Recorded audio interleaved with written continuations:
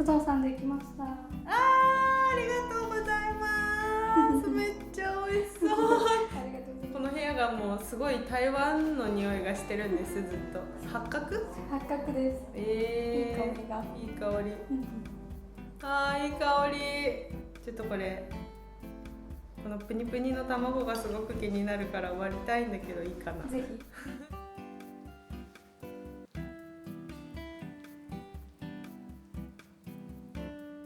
美味しそう。やべいただきます。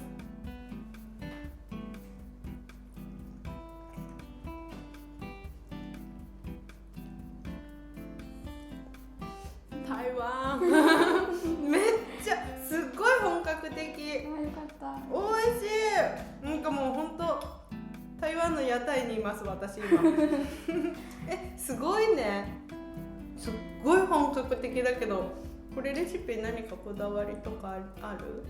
ですね、なるべく手に入りやすい食材でシンプルな工程を目指して作ったんですけど、実際のレシピだと赤ネギを揚げたものを使うみたいなんですけど、材料としてそれをフライドオニオンで代用したり、あとお醤油とかも台湾のお醤油ちょっと甘めのものなので、蜂蜜とお砂糖でちょっと甘みを厚めにして、すごいより近い感じでしてみました。なんかさ、本当にあっちのなんて言うんだろう、海外の食材とか料理ってその土地の調味料を使うから、その色がすごく出ると思うんだけど、この日本で手に入りやすいものでここまで雰囲気が出てるのはすごい嬉しい作りたいこれ美味しい。